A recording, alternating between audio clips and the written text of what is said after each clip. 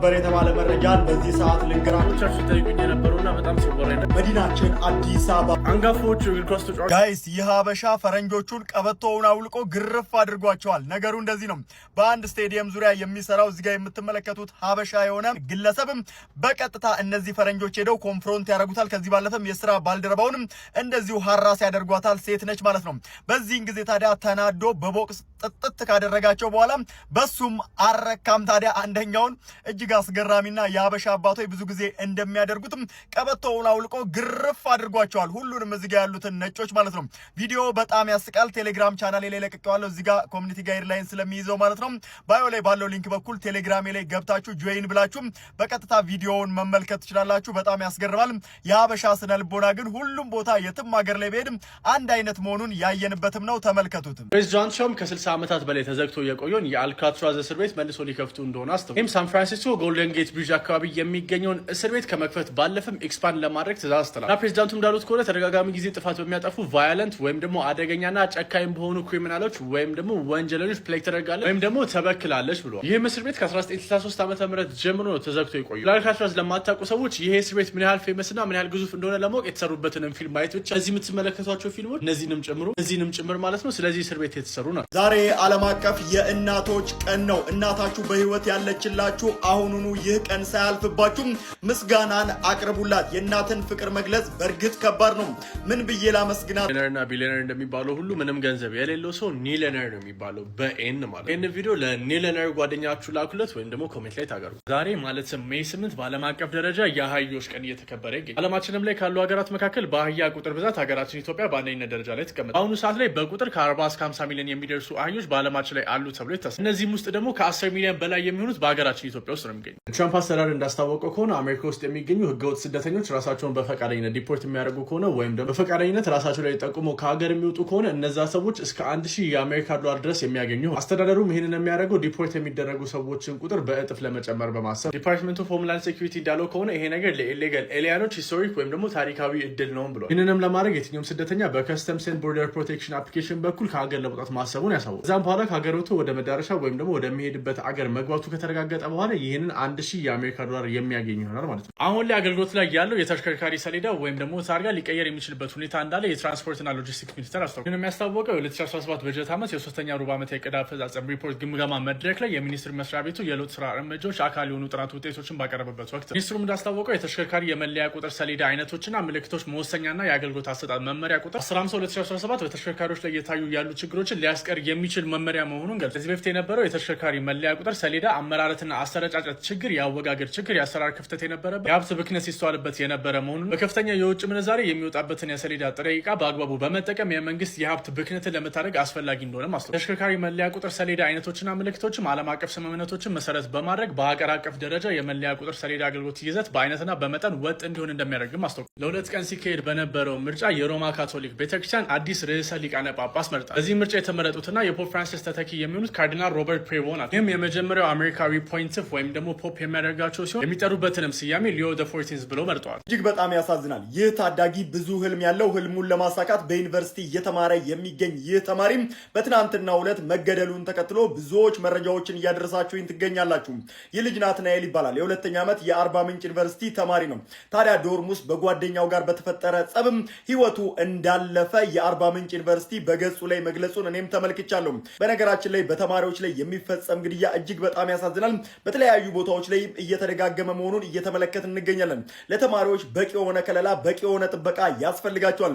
የአርባ ምንጭ ዩኒቨርሲቲ በዚህ ጉዳይ ላይ ሊሰራበት የሚገባው ጉዳይ ነው። ታዋቂው ባለሀብት ቢልጌትስ ያለውን አጠቃላይ ሀብቱን በሙሉ ሊባል በሚችል ደረጃ በቀጣዮቹ 20 ዓመታት እስከ 2045 ድረስ ማለት ነው ለእርዳታ ለመስጠት ወይም ደግሞ ለመለገስ እንዳሰበ አስታውቋል። ቢልጌትስም ከአጠቃላይ ሀብቱ 99% የሚሆነውን በቀጣዮቹ 20 ዓመታት የሚለግሰው ወይም ደግሞ የሚሰጥ። ዛሬ ድረስ ቢልጌትስ በፋውንዴሽኑ በኩል 100 ቢሊዮን የአሜሪካ ዶላር ለግሷል። በቀጣይም እንደ ማርኬትና እንደ ኢንፍሌሽን ሁኔታ ታይቶ 200 ቢሊዮን ተጨማሪ ማለት ነው ለመስጠት ወይም ደግሞ ለመለገስ እንዳሰባ ሰው። ቢልጌትስም እንዳለው ከሆነ ሀብታም ሆኖ ወይም ደግሞ ሀብቱን ይዞ የሚሞት ሰው ዲስግሬስድ ወይም ደግሞ የተዋረደ ሆኖ ነው የሚያልፈው። ቢልጌትስ በአሁኑ ሰዓት ላይ ከዓለማችን ላይ ካሉ ሀብታሞች በ5ኛ ደረጃ ላይ የሚቀመጥ ሲሆን 99% ሀብቱንም ሸጦ አሁንም እንደ ብሉምበርግ ዘገባ ከሆነ ቢሊዮነር ሆኖ ነው የሚቀጥል። በቅርቡ በኦክስፎርድ በተደረገ ጥናት ወንዶች ጤናማ እንደዚሁም ደግሞ ደስተኛ እንዲሆኑ በሳምንት ቢያንስም ከሚስቶቻቸው ተለይተው 2 ጊዜም ከወንድ ጓደኞቻቸው ጋር ሊዝናኑና ቺላውት ሊያደርጉ እንደሚገባም ይህ ጥናት አሳይቷል። ኦክስፎርድ የሰራው ይህ ጥናት ላይ እነዚህ ወንዶች ከቤት ወጥተው ቢያንስ ከአራት ጓደኞቻቸው ጋር በሳምንት 2 ቀን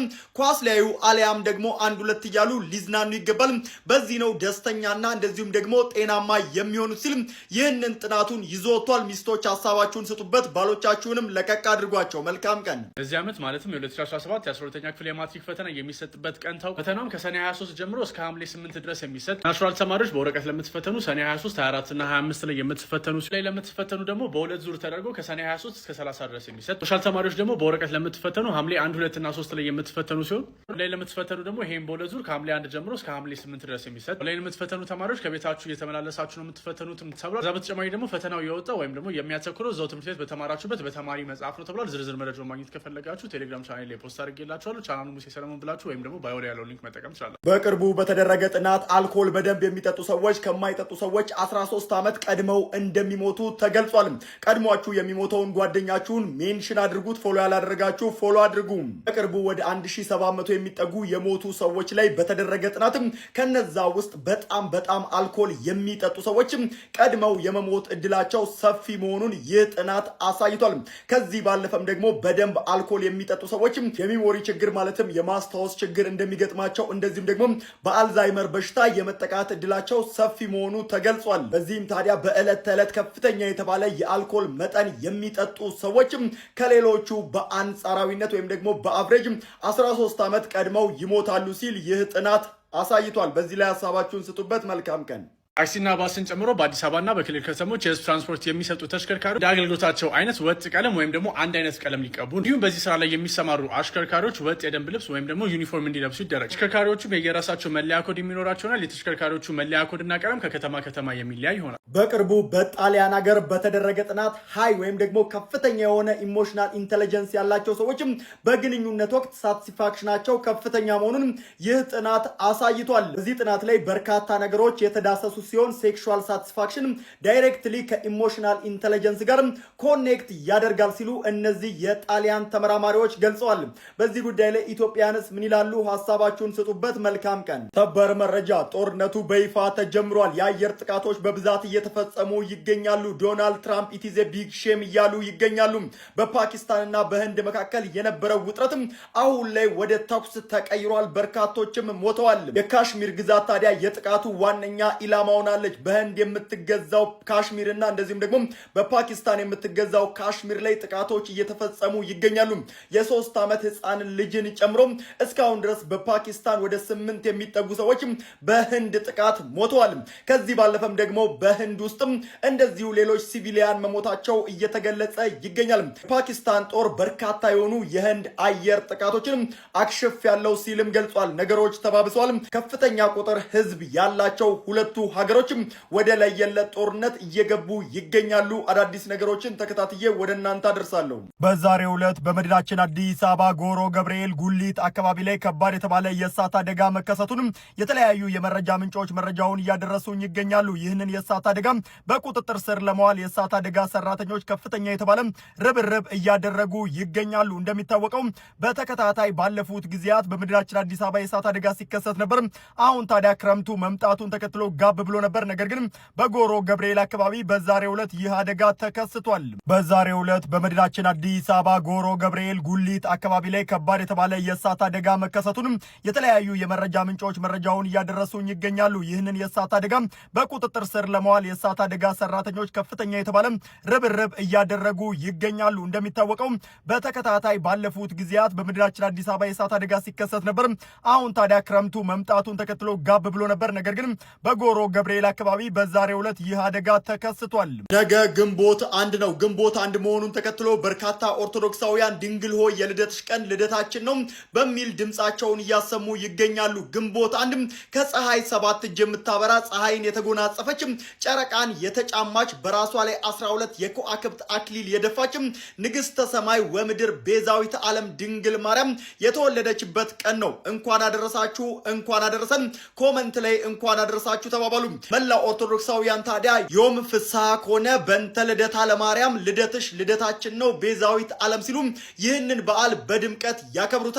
ነገንም በጉጉት እየጠበቁት ይገኛሉ። በኢትዮጵያ ኦርቶዶክስ ተዋሕዶ ቤተክርስቲያን ስርዓት መሰረት የእመቤታችን የቅድስት ድንግል ማርያም ልደት ግንቦት 1 መከበሩን ተከትሎ ታዲያ በሁሉም አድባራት ምዕመናን ለአባ ሕርያቆስ፣ ለቅዱስ ኤፍሬም፣ ለቅዱስ ያሬድ፣ ለአባ ጊዮርጊስ ዘጋስጫ የተለመነች እመቤታችን ለእኛንም በበረከትና በረድኤት ትጎብኘን ከልጇ ከወዳጇ ከመድኃኔዓለም ዘንድ ታማልደን ሲሉ ምስጋናን ያቀርባሉ። ታዲያ ይህንን ታላቅ በዓል ስናከብር ፈጣሪ የንስሐ ዕድሜ እንዲሰጠን እየጠየቅን ፈጣሪ የሚወደውን የተቸገሩትን ለመርዳትም በዚህ ቀን ላይ እጃችንን ልንዘረጋ ይገባል የሚል መልእክትን አስተላልፋለሁ። በቅድስት ቤተክርስቲያን ውስጥ ያሉ እውነተኛ የክርስቶስ ሙሽራ የሆኑት መነኮሳት በአሁኑ ሰዓትም የእኛን እርዳታ እየፈለጉ ይገኛሉ። በሙታንሳ የማር ቅዱስ ሚካኤል አንድነት ገዳም ውስጥ ያሉ መነኮሳትም ዛሬም ከወቅቱ ጋር በሚፈራረቅ ድርቅና ረሃብ፣ ዝናብና ጎርፍ እየተፈተኑ የሚገኙ ሲሆን በእናንተ ደጋጎች እርዳታ የእናቶች በዓትን ሰርተን አጠናቀናል። የአባቶች ማረፊያ ይቀረናልና አሁንም አለው ብለን እጃችንን እንዘርጋም። ድጋፍ ለማድረግ የኢትዮጵያ ንግድ ባንክና የአቢሲኒያ ባንክ አካውንቶችን እዚህ ጋር ያሉትን ተጠቀሙ። ከታች በተቀመጡ ስልክ ቁጥሮች ደውላችሁ አባቶችንም አግኟቸው። መልካም ቀን ጋይስ። ይህ ሀበሻ ፈረንጆቹን ቀበቶውን አውልቆ ግርፍ አድርጓቸዋል። ነገሩ እንደዚህ ነው። በአንድ ስቴዲየም ዙሪያ የሚሰራው እዚህ ጋር የምትመለከቱት ሀበሻ የሆነ ግለሰብም በቀጥታ እነዚህ ፈረንጆች ሄደው ኮንፍሮንት ያደርጉታል። ከዚህ ባለፈም የስራ ባልደረባውንም እንደዚሁ ሀራስ ያደርጓታል። ሴት ነች ማለት ነው። በዚህን ጊዜ ታዲያ ተናዶ በቦክስ ጥጥት ካደረጋቸው በኋላ በሱም አረካም። ታዲያ አንደኛውን እጅግ አስገራሚና የሀበሻ አባቶች ብዙ ጊዜ እንደሚያደርጉትም ቀበቶውን አውልቆ ግርፍ አድርጓቸዋል። ሁሉንም እዚህ ጋር ያሉትን ነጮች ማለት ነው። ቪዲዮ በጣም ያስቃል። ቴሌግራም ቻናሌ ላይ ለቅቄዋለሁ። እዚህ ጋር ኮሚኒቲ ጋይድላይን ስለሚይዘው ማለት ነው። ባዮ ላይ ባለው ሊንክ በኩል ቴሌግራሜ ላይ ገብታችሁ ጆይን ብላችሁ በቀጥታ ቪዲዮውን መመልከት ትችላላችሁ። በጣም ያስገርማል። የሀበሻ ስነ ልቦና ግን ሁሉም ቦታ የትም ሀገር ላይ ቢሄድም አንድ አይነት መሆኑን ያየንበትም ነው። ተመልከቱትም።